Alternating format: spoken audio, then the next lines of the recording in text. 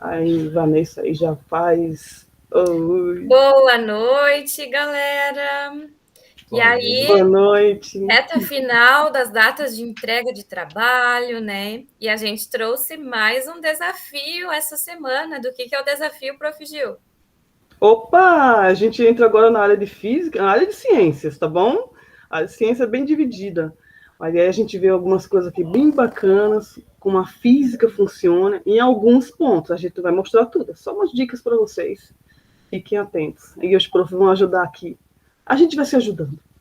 E lembrando que física é uma disciplina que mais reprova alunos, né? Então, assim, ó, bora lá fazer os trabalhos, bora lá fazer os questionários, né?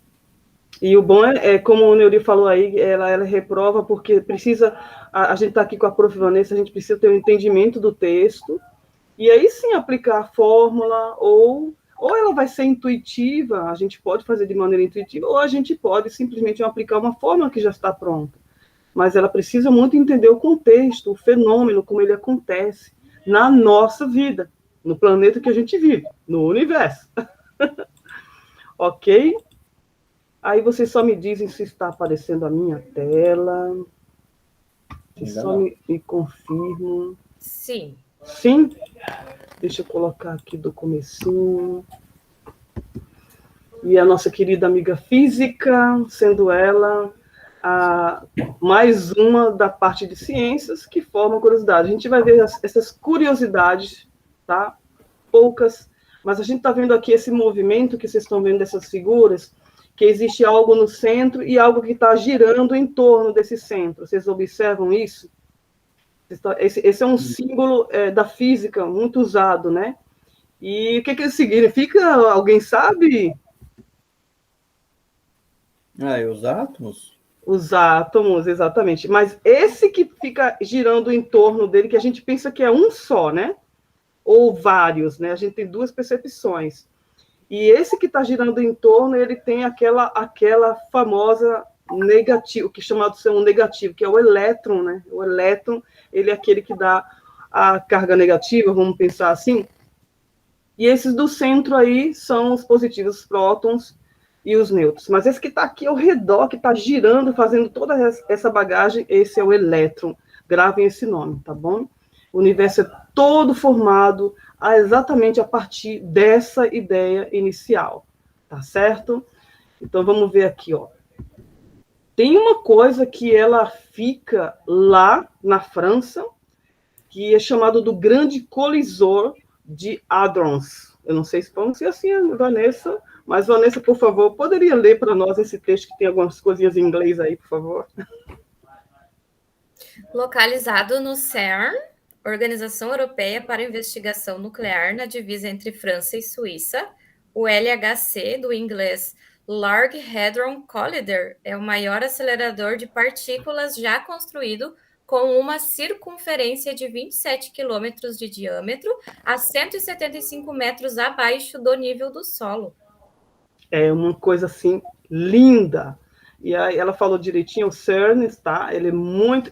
A partir dele que todas as experiências começam a criar corpo. A gente vai ver uma imagem dele aqui, só para a gente perceber. Olha só essa imagem aqui, que legal, tá? E nessa imagem aqui a gente vê um círculo muito grande, bem feito, né? 27. E para você andar dentro dele somente com um trajeto assim, com funções, né? Você não anda a pé, você anda literalmente usando artifícios para isso. Tá? Então, esse CERN aí, ele é o colisor de partículas. Que partículas é essas? Vocês estão vendo? Lembra que eu falei lá do elétron, lá no início? Essas partículas que ficam ao redor dos prótons e dos nêutrons, elas mesmo que fazem essa colisão. É o que eles conseguem fazer lá. É um túnel, né? E olha aqui, tem uma imagem aqui, como é que acontece lá dentro. O que deve acontecer? Duas, né, em sentidos opostos, ela, puff, então aí faz essa colisão. Esse túnel por onde as partículas colidem, eles existem diversos detectores que registram dados que são variados com o objetivo de estudar, ok? Então, assim, só para a gente ver essas experiências, quais são as principais experiências que são lá dentro? É muito curioso isso, porque a gente não sabe e de repente uma coisa acontece, por exemplo, ontem que aconteceu, né? E a gente fica assim sem informação. Mas vamos lá. A grosso modo, né? De maneira, o hélice, né? O hélice é um detector que busca desvendar a matéria quente e densa. O quente do denso é o hélice que consegue observar isso. O Atlas, que é outra experiência, ele procura detectar o bóson de Higgs. O bóson de Higgs é da massa, né? As partículas. E analisa as propriedades físicas de alta energia, energia em potencial, tá? Aí a gente tem o CMS, tá? Que eu não vou dizer esses nomes só para a Vanessa mesmo, esses nomes. Mas então, ele basicamente tem os mesmos objetivos do Atlas, porém é mais compacto, tá? E na construção, eles participaram assim, de mais de 2.600 pessoas, de 180 institutos científicos diferentes. Aí a gente tem o outro, LHCb, que ele é desenvolvido para fazer medidas de decaimentos de raros de mesões, que são os quarks de bosão. O que é isso, professor, que você está falando? É assim, ó, tudo na nossa vida é aproximando. A gente chega no átomo e do átomo a gente vai aproximando, vai deixando esse mundo mais pequeno. É um mundo micro, tá? Então, basicamente isso. Então, eles procuram ver e fazer medidas de violação da simetria entre partículas, essas partículas que eu falei para vocês aí. Muito pequenininha, mas são elas. Então, o experimento conta com 650 cientistas e 48 institutos em 13 países, ok? O outro que é chamado, da outra experiência, LHCF, que é a palavra, eu não sei se a Vanessa consegue dizer para mim melhor, eu acho que sim, é forward, não sei dizer isso, que quer dizer para frente em inglês. Isso. É isso mesmo? Mas fala aí essa palavra que eu não sei falar. Forward. Forward, quer dizer para frente, não sei. Bom, é usado no nome, né, e é o mais detector de que trabalha na região após as colisões. Então, depois que tem aquela partícula que ela fez a colisão, então eles vão trabalhar em cima disso. E aí o nosso... Desculpa que tinha trancado, é forward. Forward, tá? Eu sabia que tinha uma coisa diferente. Forward, ok. Então, esse foi isso aí que ela falou, tá? O totem, ele busca medir o tamanho dos prótons e a luminosidade das colisões, o brilho que elas dão. Então, essas são as principais experiências, as mais importantes, tá? E, para curiosidade, é importante a gente saber. Agora, o que é esse GPS? Agora a gente vai entrar em algumas curiosidades. GPS, como é que ele funciona? Neuri, poderia ler para mim, por favor? Desde que surgiu, podemos dizer que o GPS é uma ferramenta indispensável para os motoristas, pois identifica sua localização, orienta as rotas a serem seguidas, ajuda a controlar o trânsito e melhora a segurança e a fluidez do tráfego. Exatamente. E aí, a gente sabe que ele, né? Qual motorista nunca perdeu, né, ou foi salvo por um GPS? Então, o nosso querido amigo GPS é uma das experiências. O que são miragens? É outra curiosidade. Miragem mesmo, tá? Então, um lago, por exemplo, aqui, ó, um lago que for rodeado de palmeiras no meio do deserto, isso é o que se chama de oásis, ou melhor, seria um oásis se não fosse apenas uma miragem. Mas é sempre assim que acontece nos desertos animados. A gente já viu isso, né? Aí o viajante cansado, e com muita sede, corre em direção àquele oásis tropical. E somente quando está prestes assim, a mergulhar, é que esse lago, junto com todas as palmeiras, desaparece completamente. Então, por que isso acontece? Isso é chamado de desvio da luz, tá? E a primeira coisa que a gente vê aqui é que, para entender por que o desvio da luz forma miragens, é preciso que você entenda, antes de tudo, como é a nossa visão.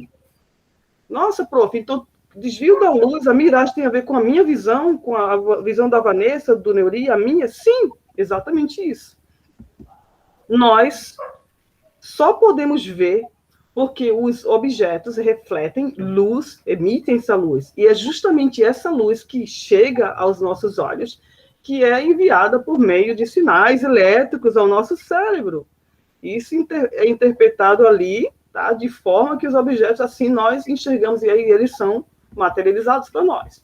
O outro problema, que o problema, no caso, não seria um problema, se é que nós podemos considerar isso um problema, é que o nosso cérebro, ele entende que os raios de luz, eles se prolongam sempre em linha reta. A gente pensa isso, que os raios de luz, eles são linha reta. Mas olha que interessante. Isso até seria verdade se os raios nunca sofressem nenhum desvio pelo caminho. Mas e sofre um desvio, prof? Uhum. O desvio da luz pode ocorrer quando os raios atravessam meios com diferentes densidades. Lembra uma daquelas experiências que é analisar a densidade se ele é quente, se ele é frio? Então, isso aqui é uma experiência física. Então, como da água para o ar, ou ainda do ar mais frio para o ar mais quente, ou passam através de lentes. Exatamente assim. Vocês sabiam disso, pessoas? Sim. Legal, não é? Isso é muito legal. A luz, ela viaja no espaço, né? Uhum. E aí a gente conhece o passado do universo através das luzes, né? Os cientistas captam essa luz através de grandes telescópios, né? E aí, decifrando essa luz, decompondo essa luz, é possível conhecer a composição das estrelas, dos planetas. E olha que bacana, né? E assim, a gente pensa que ela é uma linha reta, ela não é, ela faz curva, ela faz desvios. Isso é muito interessante para a gente. Agora a gente vai provar a teoria 1. Tá? Como é que a gente faz para provar isso? Olha que coisa simples. Um copo de água, coloca uma caneta dentro, tá? Você vê que é interessante que a visão que a gente tem disso você pode observar facilmente que o fenômeno ele tem uma refração, colocando o lápis dentro e ele fica transformado. Isso deixa parcialmente mergulhado, então você vai notar que o lápis também parece que está quebrado. E isso, obviamente, não é verdade. Ou seja, é tipo assim, o que eu estou vendo não é o que eu estou vendo. Ou seja, eu estou vendo uma coisa que, na realidade, não é aquilo, mas, sob meu ponto de vista, eu vejo o lápis quebrado. Então, é exatamente essa teoria 1 aí já aprovada. Ok? Perguntas? Vocês querem fazer perguntas? Tudo certo. Vocês já fizeram essa experiência? Eu sempre fiz. Você vê? E tem uma coisa também que você faz com a caneta. Isso tudo sob o ponto da teoria, né? É se você coloca ela aqui, pegou aqui no meio e você faz isso, ó, você tem a impressão de que ela virou, que ela fica mole. E não é. Isso aqui é a nosso olhar, né? O olhar do ser humano. O ser humano tem essa posição. Vamos provar agora a teoria 2, tá? Eu coloquei algumas imagens aqui para nos ajudar, só para a gente ter uma ideia. Né? Um caso de refração que seria um pescador. Ele avista o peixe no mar e vê mais próximo da superfície do que ele está. E aí pode acontecer algumas coisas, né? Então, enfim, esse é uma outra teoria. Então, você está vendo uma coisa que está perto de você, nem está, assim. Então, é muito importante a gente atender a esse também. Eu tenho agora um vídeo, deixa eu ver se ele consegue passar aqui. Esse vídeo, são 2 exemplos nesse vídeo. Nós vamos ver objetos em posições diferentes daqueles realmente se encontram e que acontece exatamente com a luz se dobra, né? A gente pensa que a linha não é reta, mas a luz apenas se dobra, certo? Deixa eu ver aqui se eu consigo colocar o vídeo direitinho para vocês. Aqui. Se só me diz. Hoje eu vou mostrar para vocês. Dá para ouvir? Sim. A gente vai fazer esse experimento porque vocês escolheram. Esse canal é maravilhoso, gente. Aconselho, Manual do Mundo. Com luz para a gente fazer aqui no Manual do Mundo. E o vencedor foi esse: como entortar luz usando açúcar.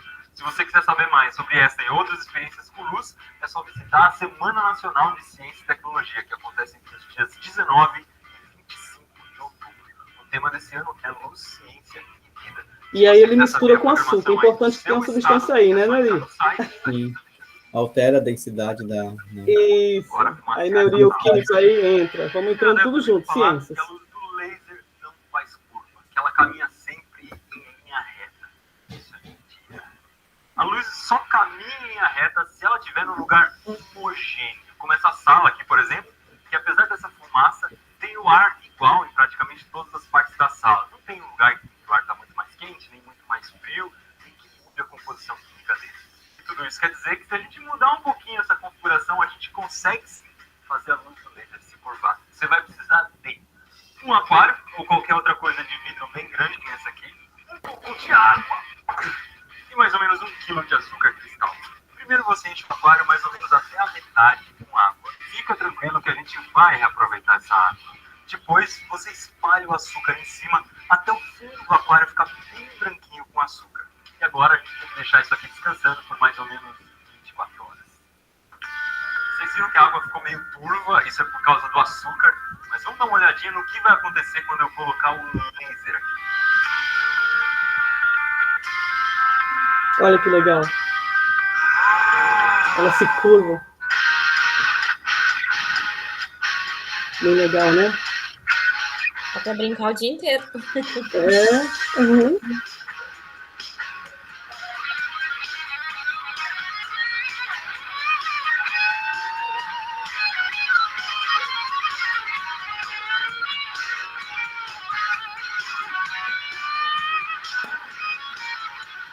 Calma que ainda tem mais. Olha só duas outras coisas muito bacanas que acontecem.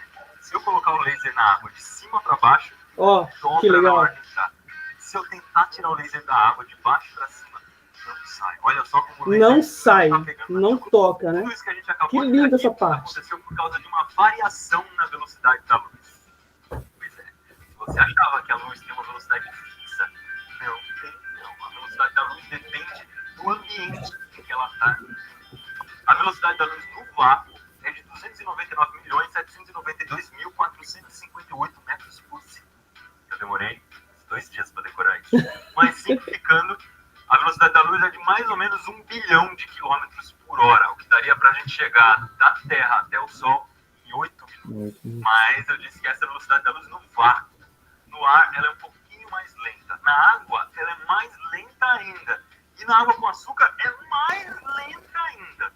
Bom, a gente disse que o índice de refração do ar é um pouco maior do que do vácuo, o índice de refração da água é um pouquinho maior do que do ar, e o índice de refração da água com açúcar é um pouquinho maior do que o da água. Resumindo, quanto maior o índice de refração, mais devagar a luz vai passar. Se você se enganou, não tem problema. O importante é você saber que a luz tem velocidade diferente dependendo do lugar em que ela estiver passando. O que será que acontece no momento em que a luz passa de um ambiente para o outro, de lugares com índice de refração diferentes? Por exemplo, quando ela passa do ar para a água. Se eu jogar a luz exatamente a 90 graus, você vai ver que não acontece nada. Mas se eu começar a diminuir esse ângulo, a luz vai começar a mudar de direção. Ela faz uma espécie de uma dobra. E essa dobra é feita em direção ao meio que tem maior índice de refração. Ou seja, você está vendo aqui que a luz está dobrando mais em direção à água, como se ela estivesse fugindo do ar. Então, em 90 graus, não dobra. O segredinho que a gente usou nesse experimento aqui, para a luz não fazer essa dobra brusca, para ela fazer uma curva suave. Quando a gente colocou o açúcar na água, a parte com mais açúcar acabou ficando aqui no fundo. Então, a gente tem uma mudança de índice de refração que vai acontecendo bem aos poucos.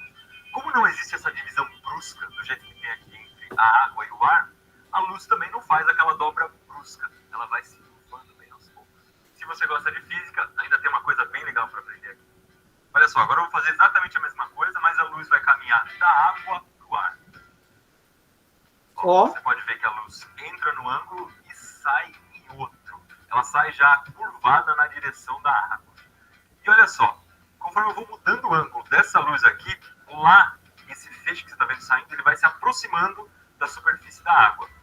O que vai acontecer no momento em que essa luz encostar na água, que ela chegar no limite da água? Olha só, aqui ela está saindo lá para cima, eu vou mudando, ela vai descendo, descendo, descendo, descendo, descendo. Ops, desaparece. O que acontece no momento que desaparece? Olha, aqui dentro tem um reflexo da luz do laser. Esse reflexo vai ficar muito mais forte, dá uma olhada.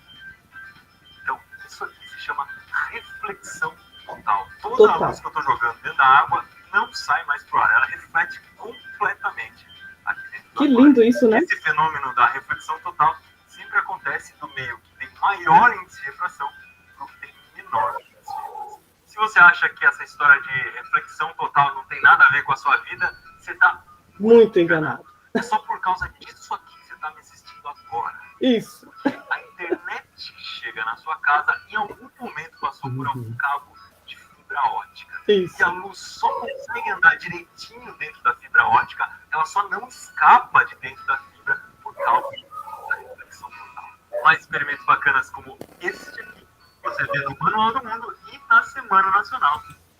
É isso? Então, bons estudos. Prof. Gil, só corrigindo a expressão a LHC antes, colisor para mim era uma palavra nova. Tá? É collider. Então, large era um collider, não collider. Ok. Mas vocês viram assim, então ontem, como a gente ficou sem rede social funcionando aí, provavelmente a gente estava com os cabos um pouquinho mais coisado, né? Mas é isso. A fibra ótica internamente ela é toda espelhada, né?